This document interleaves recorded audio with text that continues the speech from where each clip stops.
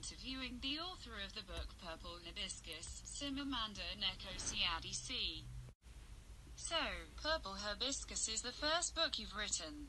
How did you put yourself to writing it?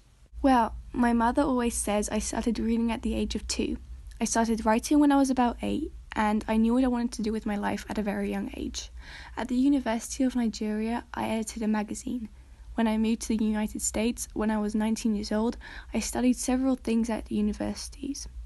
Here, I learned that a lot about language and writing. At Eastern Connecticut State University, I wrote articles for their journal.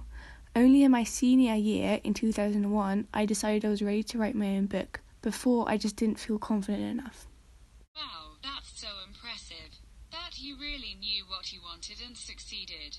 Before Purple Hibiscus was published, did you expect Purple Hibiscus would become so popular and even win prizes?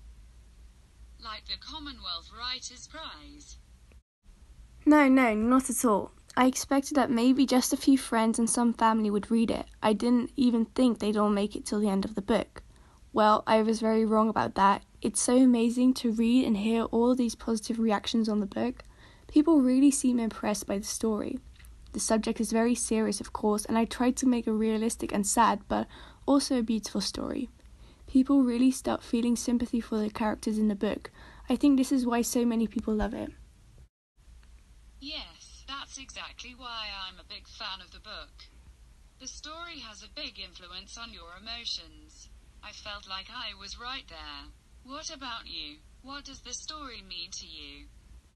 When I wrote the story, I lived in Connecticut. It's far from my home in Nigeria. For me, writing the story was a really nice occasion to think about my home. A lot from home is reflected in Purple Hibiscus, for example, where the story takes place. I was born in Enugu, which is where Kambili and Jaja live. My ancestral hometown is Aba, which is where Papa Nanuku lives and the family's big country houses. I grew up in Nsukka, which is where Auntie Ifeoma lives. Auntie Ifeoma is named after my mother, Grace Ifeoma. Also, the food the characters eat are very typically Nigerian, which for me was a very nice thing to think of during my time in the US. The story really reminds me of home. My home and childhood have formed me who I am and make me and my story unique. That's completely true, and your story definitely is unique. It's different from usual English literature, and I really liked getting more insight in your home country. Thank you so much for being here and telling us more about the story behind Purple Hibiscus. Thank you for having me here. I really liked thinking back of the time I wrote the story after all these years.